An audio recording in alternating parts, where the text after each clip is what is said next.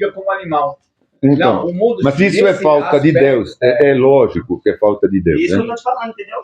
Falta de Deus é um vazio que tem de preencher-se achando carente de ser um coelho, um cachorro, um passarinho, mas tudo menos um ser humano, que é a criação, a obra de Deus. Quer ser tudo, mas nada que seja conforme a palavra. Mas que seja tudo coisa mentira, porque o pai da mentira, o diabo, ele se achando uma tartaruga, sei lá o quê, uma mentira. Então, é por isso, hoje o que fala da verdade bíblica, como falou a irmã, é muito complicado, porque são muitos. Eles querem realmente, isso está nas igrejas, infelizmente. Engole as coisas, entendeu? Mas não pode mais falar. Sim. As igrejas participam disso, dessas mentiras.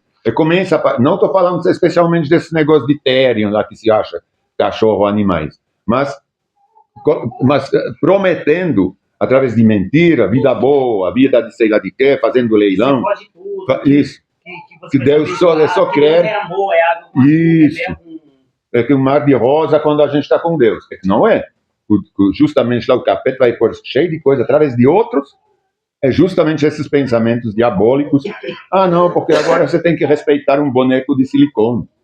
Você não pode falar mal dele, nem da pessoa que tá gastando dinheiro para um boneco em vez de gastar com pobre. Entendeu? Prefiro comprar fralda, comprar roupas, não boneco. E talvez dar dinheiro para o próprio filho.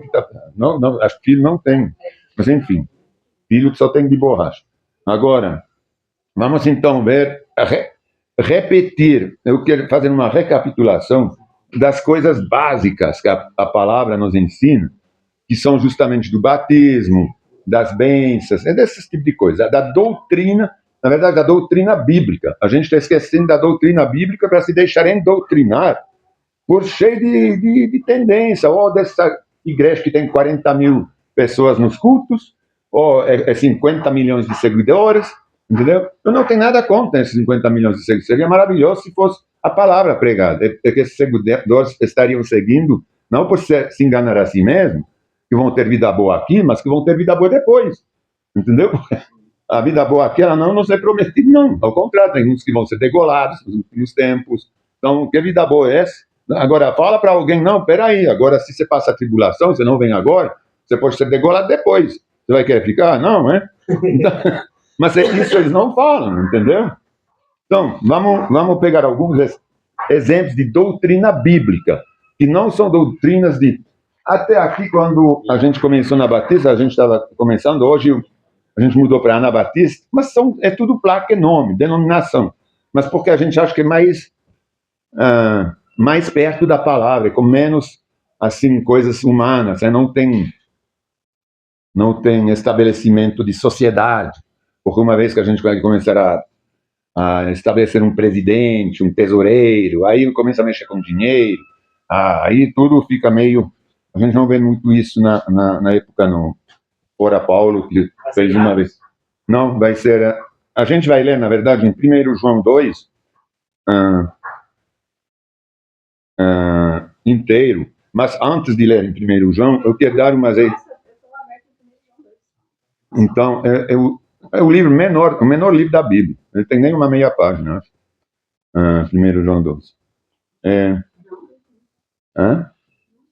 Como não? É primeiro carta de João, capítulo 2? É 2 João, então. Capítulo 1. A pessoa tem um capítulo. É 2 João. Desculpa, é 2 João. 3 João também tem. Não, tudo bem. Então é 2 João.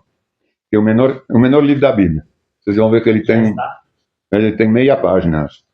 Mas antes de ler em 2 João, eu vou dar uns exemplos, relembrar uns exemplos de doutrinas bíblicas que muitas igrejas, até grandes igrejas, não estão respeitando. Tudo bem, são até doutrinas que talvez não afastem da salvação mesmo, mas são doutrinas que enganam. As doutrinas enganosas, elas são sempre feitas, elas são feitas para agradar o ser humano, vem da deformação de Jesus. Quando a gente não começa mais a reconhecer Jesus tal que ele é, Então, o que ele faz para a gente começa a inventar ou querer ler o que não está escrito, para agradar as pessoas. Por exemplo, a salvação das crianças, o batismo de crianças, esse tipo de coisa. Vamos então, mais fácil ler, hein? Vamos ler sobre o batismo de criança, por exemplo, para salvá-los. Não é bem sobre o batismo, porque não existe o batismo de criança, hein? Mas vai ser... Isso vai ser em 2 João, não, né? Não, vai ser em 1 Coríntios, capítulo 7, os versículos 12 a 14. 1 Coríntios, versículo 7, 12 a 14.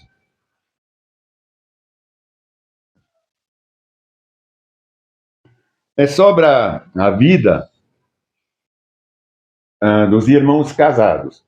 Não vamos perder de vista que quando o apóstolo Paulo fala de casamento, ele fala do casamento divino, cristão, do casamento divino, quer dizer, que não é o casamento em cartório. É a união de duas carnes que se torna uma. É o respeito disso, não é? Porque casamento, para Deus, não é uma carta no cartório, é nem o divórcio. Então, a gente tem que pensar nisso, como não a carta no cartório que salva os filhos. Sim. É o casamento, é crer também em Cristo, em Deus. Eu vou ler o 12 ao 14. Então, muitas igrejas não estão ensinando isso. Estão ensinando que o papel, a papelada do cartório que salva. Você não é casado, você não vai tomar ceia. Mas o que é casado? É você ter um papel comprovando que eu sou casado? Não. Isso me salva? O papel? Não. É o respeito da lei de Deus. Uma vez que você se uniu à mulher, você se torna uma carne só. Aí a mulher começa a estar debaixo do homem, que o homem é debaixo de Cristo.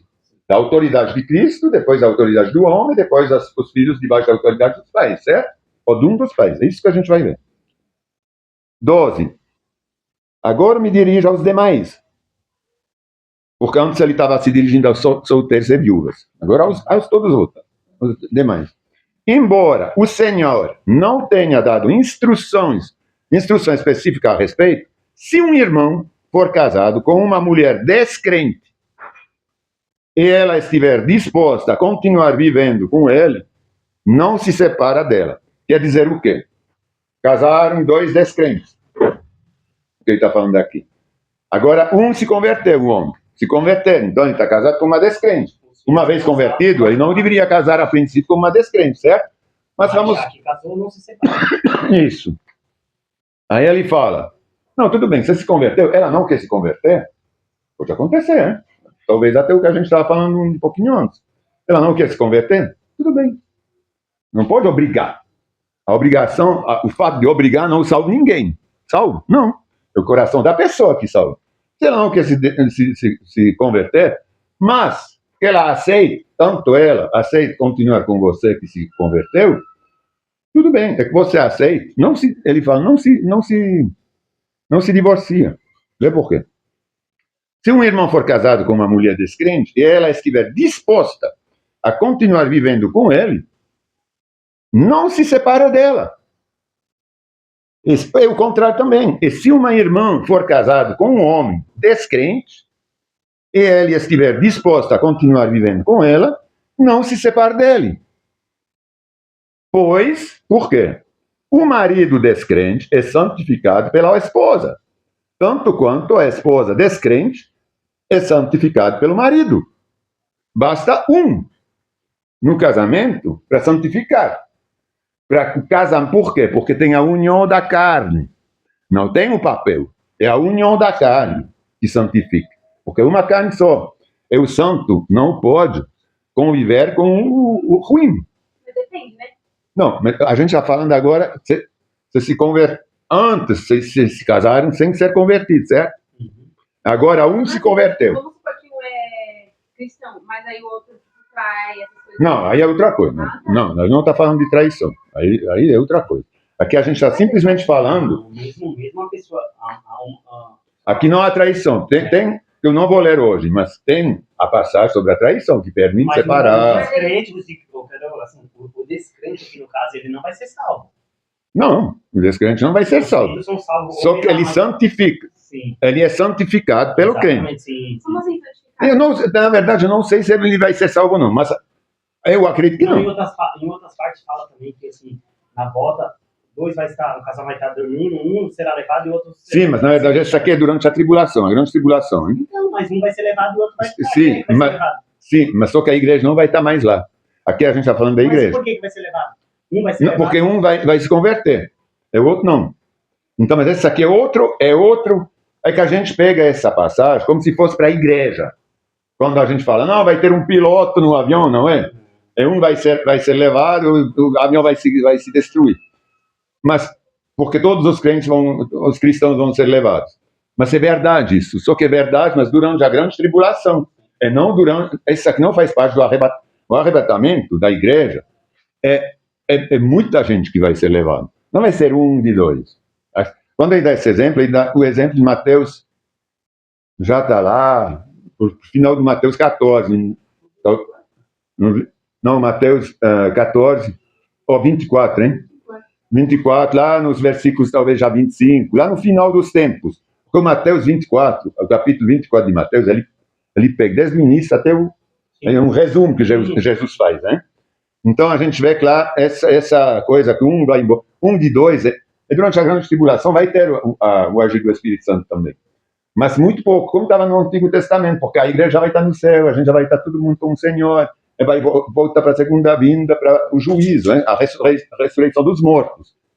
Vai ter o arrebatamento da igreja e depois a ressurreição dos mortos. Isso a gente vai falar não nesse próximo estudo bíblico, mas eu já estou estudando isso para o outro estudo bíblico. A gente vai falar dos tempos, né? Uhum. Vai ser bem interessante. Então vamos continuar aqui. Então, agora vê por que tudo isso. Do contrário, os filhos seriam impuros, mas eles são santos. Então, quando essas igrejas pegam os filhos e batizam crianças para ser salvas, não, tem que apresentar a criança quando nasceu. Tudo bem, já está apresentando, não vai fazer mal. Mas batizar, pensando que o batismo de uma criança que ainda não tem o Espírito Santo, todos nós nascemos pecadores. Criança, a gente começa por nascer criança. A gente vai crescendo, adquirindo consciência, a gente vai se convertendo. A gente vai confessando nossos pecados, e isso a gente vai se redimir com Deus através da graça de Jesus Cristo, aceitando Jesus como Salvador e Senhor. Então, essas igrejas que, desde já há muito tempo, começam a falar, não pode, e isso é nosso caso, eu nasci protestante.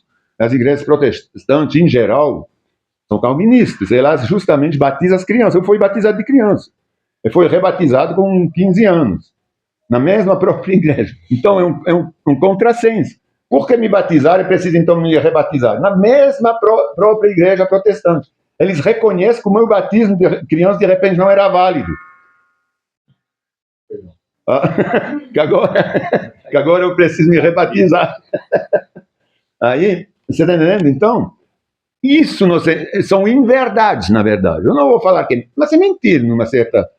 Então, isso vem de longe. Agora, a gente vê todas essas coisas que nós somos ensinados no mesmo intuito. A gente tem que ficar na verdade. A gente vai ver muito bem lá no 2 João como é importante a gente não se afastar da verdade. Hein? Do contrário, os filhos seriam impuros, mas eles são santos. É pronto. Agora, vamos continuar com o casamento obrigatório em cartório que nós é passado também por essas igrejas. Como se o papel... Porque aí tem uma enganação também. Mas a gente... não, vocês não estão casados, vocês não podem participar da ceia, por exemplo. Vocês não podem fazer sei lá o quê, porque... Isso. Sim. A gente teve esse problema com vocês mesmos. Então, que aí eu cheguei a falar, mas tudo bem, então vai obrigar a casar no cartório para poder continuar aqui, porque estão em fornicação, né? Falava que era em fornicação. Então, porque não era casado no cartório? A gente não vê isso em lugar nem na palavra. A gente vê do divórcio, que tem lei de divórcio, não de casamento. Casamento é duas casas. Aí a gente eu comecei a falar, então tá bom, você vai tirar o filho dos dois, você pode com quem? já estão com filho, é tudo, então o filho vai ficar com quem? Vão morar separados até casar no cartório, e vai ficar com quem o filho? Vai separar o filho dos pais? Então, não faz cabimento. Os pais já aceitaram Jesus, os dois. Agora não. Muita gente acaba já bati na vida cristã, assim, a pessoa já está ingressando ali, a pessoa já está com aquela vontade. Aí quando coloca esses empecilhos, a pessoa já não vai mais. Sim. É o caso eu tenho uma tia lá que ela começou a participar, só que ela não era casada também. Aí queria que ela casasse, levasse o documento, tudo. Eles pararam de ir. Porque sinto muito, se o papel que está unindo algum casal é que está abençoando os filhos, então não precisa mais de Deus. Deus para quê? Se eu sou o papel, então não precisa mais de Deus. Então, se vocês querem se separar porque vocês não passaram no cartório, então é que vocês não estão com Deus. Pronto, acabou. Agora, me fala, não, a gente exige o papel no cartório, porque isso vai ser a celebração da vida eterna para teus filhos. Aí você vai passar lá, eles vão batizar todos. Pelo amor de Deus, né? Isso aqui não existe. Então, uma mulher, na continuação, aqui no 16, 17, fala disso. Você, esposa, como sabe que seu marido poderia ser salvo por sua causa? E você, marido, como sabe que sua esposa poderia ser salva por sua causa? Cada um continua a viver na situação em que o Senhor o colocou. A gente não tem poder. Falando, peraí, agora não vou mais querer viver contigo, meus filhos, assim, eles vão ser assim, assim, assado contigo. A gente não sabe, a gente não tem esse poder de saber quem vai ser salvo, quem não vai ser. Então, por que separar ou não separar? Não quer, vem do coração. Então, nenhuma igreja pode nem obrigar para casar, nem obrigar para ficar junto, nem obrigar para se separar. Isso tem que ser segundo a palavra. É pronto. Porque não somos nós que podemos julgar. Não, porque se você não ficar junto, ou se você ficar junto, ela vai ser salva, não vai ser salva, ou ele vai ser salvo. Agora, os filhos, sim, está escrito que eles são uma bênção, sim, tem um dos dois faz parte do reino de Deus. Então, cada um continua, no caso, viver na situação em que o Senhor o colocou. Não precisa casar no cartório. E cada um permanece como estava quando Deus o chamou. Deus te chamou, você não estava casado? Então você não era salvo? Era, hein? Não tem nada a ver. Essa é a minha regra para todas as igrejas. Ele está falando do Paulo. Então, uma coisa clara, essa aqui é a doutrina bíblica. Não sou eu que estou falando. Eu não sou melhor que Paulo para falar, não, agora eu vou fazer minha doutrina aqui nessa igreja, e vocês vão ter que fazer isso. Não, vamos seguir a doutrina da palavra. Não por empecilho para quem quer seguir a Cristo, colocar, não, um bastão aqui na roda, um outro ali. Não, você não pode seguir a Cristo porque você não fez isso, que não está constando em lugar nenhum. São mentiras, são doutrinas humanas. Continuando. Cursos de discipulados para poder batizar e tomar ceia, por exemplo. Ceia para criança, etc, etc. Dízimo, ofertas, batismo, amor liberal, carnal, etc.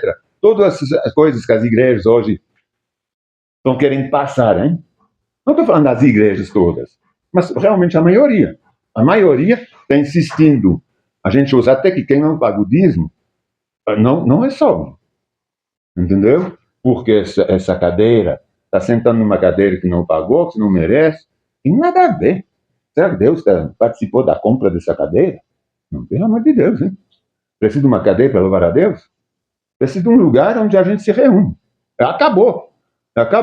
Não precisa de cadeira. Agora, precisa se reunir, sim. A gente não pode ser sozinho. Para viver uma igreja, não é viver um templo. É viver uma igreja, onde a gente se reúne. Onde há Deus no meio da gente, porque a gente está reunido e fala em nome de Jesus. Isso aqui é importante. Aí sim. Agora, fazer um curso, por exemplo, você se converte, ou alguém se converte, depois eu tenho que esperar 6 meses, 1 ano, para fazer todo um curso de discipulado antes de poder me batizar. Na Bíblia a gente não vê isso. O Cornélios, o Emílio, qualquer um que acreditou em quem pregou a palavra para ele, foi batizado pelo mesmo que pregou. Não foi chamar lá um bispo, sei lá o quê. Quem prega, batiza. Porque tem a unção do Senhor. Pode ser em qualquer lugar, a qualquer momento. Eu não preciso. Tudo bem que tem um ensinamento básico hoje, pode até ser. Mas nem precisaria. Porque isso vem... As obras, elas vêm depois da fé. O que salva é a fé, não as obras. Não é de querer ser perfeito, falar, peraí, não estou pronto para ser batizado, porque ainda tem que arrumar isso na minha vida. Isso são mentiras passadas por essas, não vou chamar de igreja, por essas denominações. Né? Então, agora vamos em 2 João. Eu queria fazer esse preâmbulo, eu acho muito importante, para a gente saber que a gente não pode sair da verdade. É a verdade, é a justiça é a palavra. Não é meu coração, não é minha mente, não é uma placa, não é nada. É isso que tem que ser sempre relembrado. É por isso, a tudo e qualquer coisa que a gente fala, tem que pegar na palavra e dar os exemplos da palavra. Então, 2 João, que é o menor livro, hein, da Bíblia, então ele vai ser bem sucinto e rápido. Lembrando uma coisa, antes de começar, esse livro ele foi escrito mais ou menos entre o ano 85 e 90 depois de Cristo. É um dos últimos livros a ter sido escrito. O apóstolo João é o que morreu por último de todos os apóstolos. Então, ele foi escrito em 90 depois de Cristo. Não sei quantos anos tinha o João, mas ele foi um dos últimos a ser escrito. Então, todos os outros apóstolos já talvez tenham morrido. Começando, então, versículo 1. A saudação. O presbítero. Essa palavra, presbítero, a gente já pregou em outro livro, é muito importante. Presbítero não quer dizer pastor, quer dizer ancião, quer dizer o que a gente quiser, mais para ancião, na verdade. Porque pastor como cargo, na Bíblia, não existe. Existe, tem pastores, tem apóstolos, mas quando a gente estuda isso, a gente vê que não é. O pastor é um. O pastor é Jesus Cristo, hein? O bom pastor. Os outros, na verdade, não são um pastor. Eles foram, eu fiz um culto em relação a isso, eles foram eleitos ou nomeados para pastorear, para apacentar. A palavra que está na Bíblia é apacentar, é nutrir, é passar a palavra para as ovelhas. E não para pastorear, é para apacentar, para nutrir. Agora, quando a gente fala, o bom pastor, ele dá a sua vida para as ovelhas, só para, talvez para você que não está no escuto, quando a gente fala de dar a vida, o pastor para as ovelhas, você conhece um pastor que vai dar a vida para um membro? Eu não conheço, não. Porque mesmo se eu desse a minha vida para você, isso não o salvaria e nem me salvaria. Porque é uma obra morta, eu não sou Cristo. Não é? Eu posso, peraí, eu vou dar minha vida para ele, então ele vai ser salvo. Porque eu sou melhor que todo mundo. Se o fato de eu perder a vida vai dar vida para alguém, pelo amor de Deus, né? Nem lógico. Não. Então, o bom pastor deu a sua vida para a gente, que é Jesus Cristo. Então, presbítero, a gente tem que repassar e apacentar. Presbítero quer dizer anciãos. A gente tem um cargo de liderança, porque veio assim com o tempo, a gente recebeu um ministério que se dedicou e pronto. Escreva a senhora, escolhida, e a seus filhos, a quem amo na verdade. E veja bem como está escrito, na verdade, não amo de verdade. Na verdade de Cristo. Não é que ele estava falando, não, pode crer em mim que eu te amo de verdade. E depois, outra coisa, quando ele fala, eu escrevo a senhora escolhida e a seus filhos, a gente sabe que ele estava escrevendo a uma comunidade pequena lá, perto de Éfeso. E a senhora aqui não tem nome, dos filhos também não tem nome, não tem nem lugar, local, direito. Tem uns que falam, não, porque era uma casa de uma senhora que era uma igreja local. Aí sim. Mas não era a casa de uma senhora. Pode até ser. Mas essa senhora é a igreja local. E os filhos são os membros. Porque senão teria nome. Quando João ou um apóstolo não nomeou as pessoas, por exemplo, Paulo, qualquer um, ele nomeia as pessoas. A gente saberia de onde que ela pode até ser. Eu não posso afirmar que é uma igreja local. Mas do jeito que está escrito, eu, presbítero, escrevo a senhora escolhida e a seus filhos. A gente percebe aqui uma igreja local e os membros de muitos eruditos, que vêm já lá bem longe, hein? A quem amo na verdade, na justiça do Senhor, e não de verdade, hein? Como fazem todos os que conhecem a verdade, que é a palavra, não é? A gente vê que ele fala tudo num sentido espiritual, não no sentido, eu amo a senhora de verdade. Ele fala, quem eu amo na verdade. Então, é uma igreja que ele ficou 3 anos em Éfeso. Não foi João, foi Paulo. Mas era uma comunidade bem cristã. Né? Então, eu duvido que não tenha nome nessa mulher, se fosse realmente uma mulher. Né? Mas tudo bem, pode ser, isso não é muito importante. É só para dar um sentido. Porque a verdade, isso já é, ele falou, quantas vezes a verdade aqui? É isso que eu quero enfatizar. Uma vez na verdade. Como fazem todos que conhecem a verdade? Segunda vez. Porque a verdade, terceira vez, permanece em nós e estará conosco para sempre. Graça, misericórdia e paz que vem de Deus, o Pai, e de Jesus Cristo, o Filho do Pai, estarão conosco os que vivemos na verdade e no amor. 5 vezes, hein? A gente vê a palavra verdade nessa. 4 vezes. Só nesses 3 versículos. Como ele insiste, esse capítulo realmente é sobre a verdade. A gente não se afastar da verdade, que é a palavra. Então não vamos inventar coisas, de jeito nenhum. Fiquei muito feliz por encontrar alguns de seus filhos, alguns membros. Como que ele vai encontrar algum dos seus filhos? Vamos entender o que ele está escrevendo. Fiquei muito feliz de encontrar alguns de seus filhos. Aonde? Não, ele encontrou uns membros, eu acredito que seja. Mas tudo bem. E ver que estão vivendo de acordo com a verdade. De novo, que essa igreja local, ela está professando a palavra que foi repassada. É que esses líderes, eles estão repassando a verdade, o evangelho.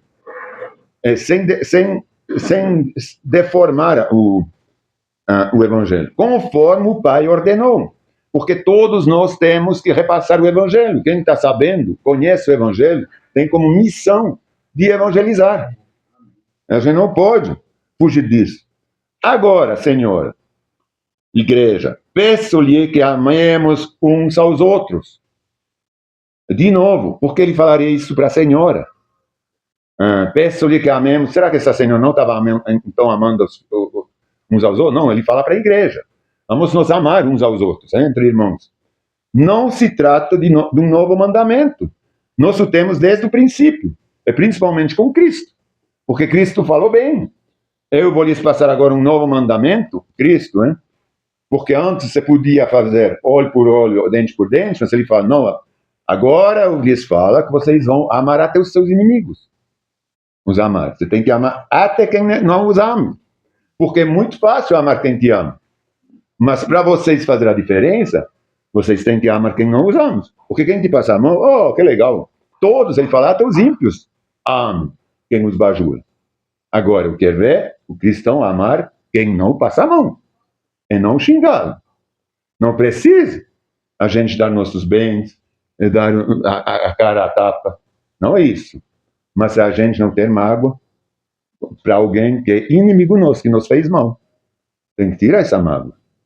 Antes era dente por dente, olho por olho. Mas Jesus fala, não. Porque se vocês não perdoam, não precisa ir lá. Eu te perdoa, pode recomeçar. Pode matar meu filho, meu pai. Não, não é isso. Mas é não guardar mágoa. É orar para essa pessoa que ela encontre também a Cristo. Não um novo mandamento, porque nós temos desde o princípio. O amor consiste em fazer o que Deus nos ordenou, e Ele nos ordenou que amemos uns aos outros, como vocês ouviram desde o princípio. É uma ordem, não um conselho. Seria bom se vocês amassem. Não, Ele ordenou. A gente há de seguir as ordens de Cristo. Digo isso porque muitos enganadores têm ido pelo mundo afora. É o que a gente mais vê hoje. Eles não amam o próximo, eles amam o dinheiro, eles amam as obras, eles amam tudo que você quiser. Sem querer criticar especialmente alguns, mas a gente tem que ver, ele já estava falando. Não sou eu que estou falando, aqui é João que está falando. Digo isso porque ele disse isso. Porque muitos enganadores têm ido pelo mundo afora. Ele não está se reprimindo para falar. Ele está falando. Negando que Jesus Cristo veio em corpo humano. Que haja assim, e o enganador e o anticristo. Por que ele está falando negando que Jesus Cristo veio em corpo humano? Porque a gente está negando isso até hoje. Eu não vou falar o nome da maior igreja do país, onde tem bispos e padres e tudo, mas eles não estão, não falei o nome não, mas agora, quem está salvando? Parece que é mais Maria, é nem tanto Cristo, entendeu? A gente reza a Maria para, sei lá, a gente não, mas isso continua até hoje na perdição, entendeu? Porque a gente está idolatrando seres humanos, pessoas mortas, feitos de santos. Santos somos nós, porque santificado, colocado, selado por Cristo em vida. Uma vez morto, vou orar para a morte, rezar para a morte, beatificar um morto. Não, pelo amor de Deus, hein? Tem, aqui. Aí, então a gente continua com isso. O que ele estava falando lá é essa aqui, não somente ao meu ver, mas ao ver de muitos, o anticristo vai ajudar muito o anticristo, essa grande denominação. Porque ela vai renascer, hein? A Roma que foi destruída. Então, isso, estou falando, a gente pode ver na palavra, né? Que sempre, o Empório Romano foi destruído em 400 e pouco, e vai renascer no fim dos tempos. O fim dos tempos é hoje. O fim dos tempos da igreja, né? Estou falando. Tenham cuidado para não perder aquilo que nós esforçamos tanto para conseguir. Então, a gente tem que tomar cuidado, a gente já é salvo hoje. Então, a gente não vai prestar atenção a essas enganações, essas coisas que são doutrinas de placa. Tem que tomar muito cuidado, porque tem umas doutrinas tão atraentes, hein?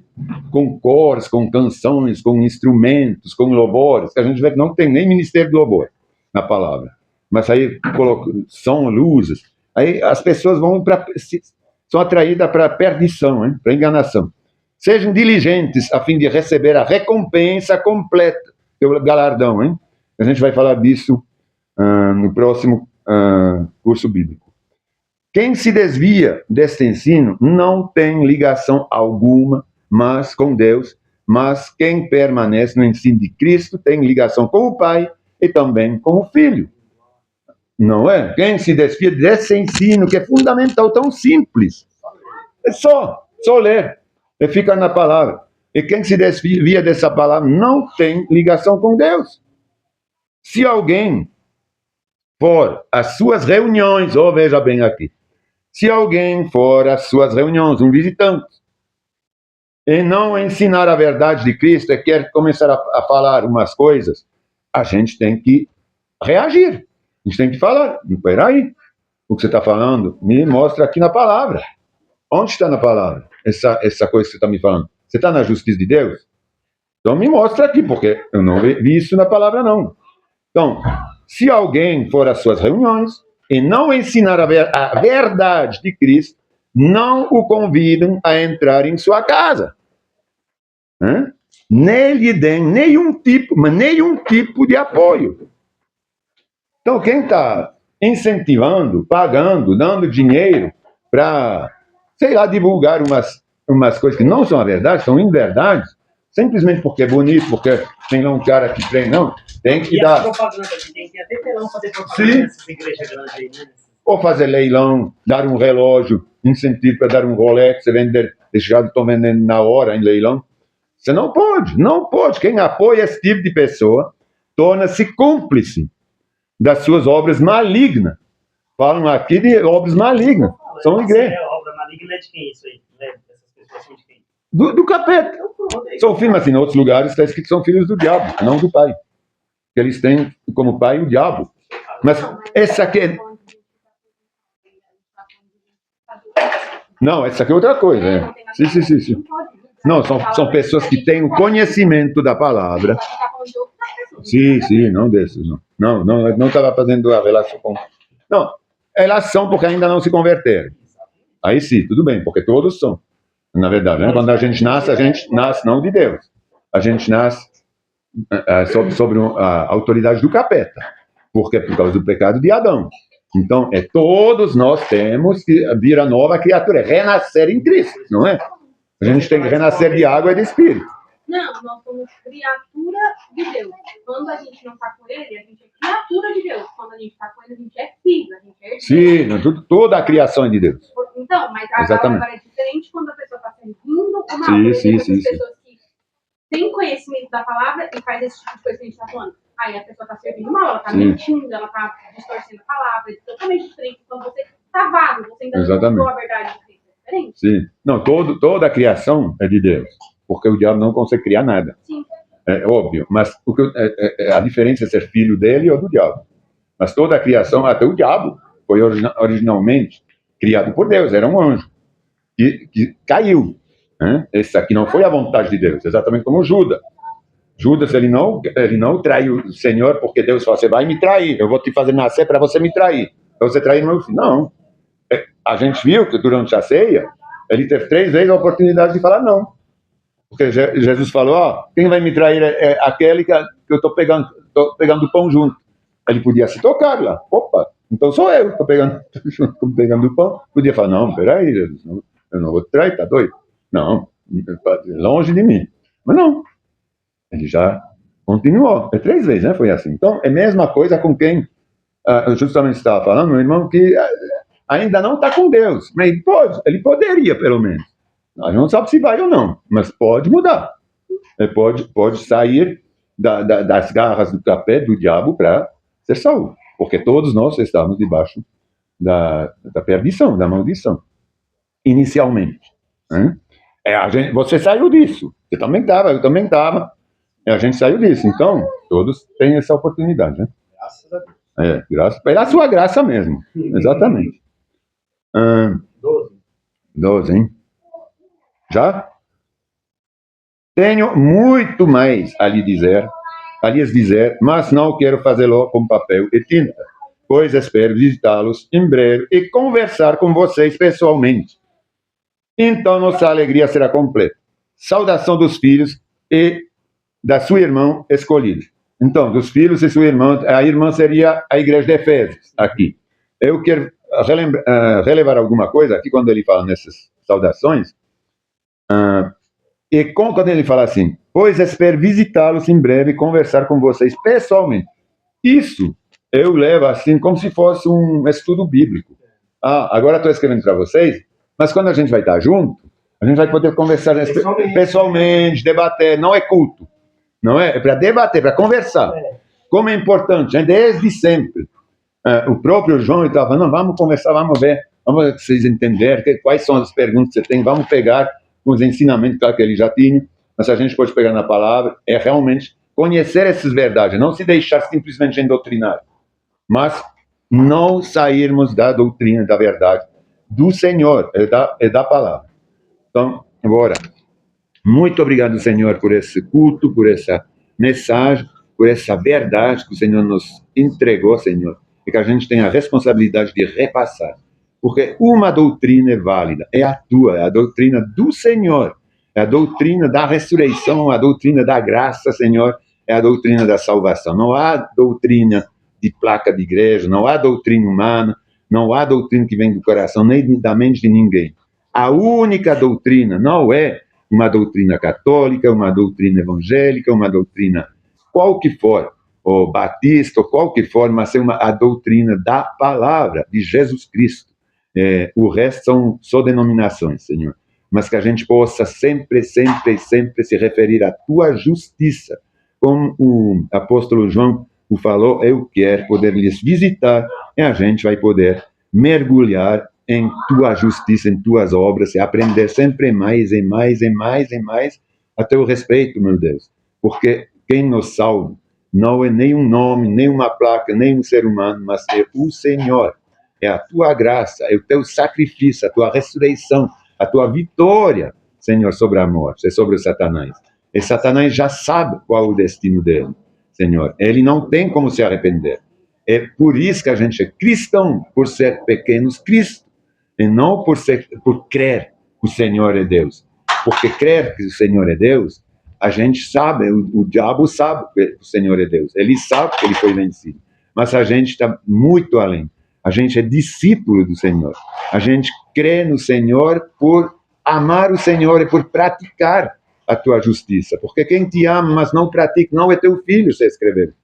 Nos evangelhos está escrito que quem me ama, mas não pratica, não é digno de mim. Então, Senhor, a gente confirme e comprove que a gente te ama através da prática dos teus ensinamentos, dos teus preceitos, e não de boca, mas na prática. Senhor, eu te agradeço pela vida de cada um, te agradeço especialmente para meu irmão que veio nos visitar hoje. Eu te peço de encher, de preencher e encher a vida do meu irmão da tua glória, da tua justiça, da tua vida, da tua esperança, dessa luz, desse sol, Senhor, que nos ajuda a levantar pela manhã e a fazer todas as coisas de um coração alegre. Que todos nós possamos sempre estar na tua presença, viver, andar, fazer as coisas na tua luz, Senhor, sempre guiado pelo teu Espírito Santo que mora e vive em nossos corações. Muito obrigado, Senhor. Coloque essa semana entre as tuas mãos. Você possa, Senhor, abençoar cada um de nós e nos dirigir em tudo. Em nome de Jesus. Amém. Obrigado.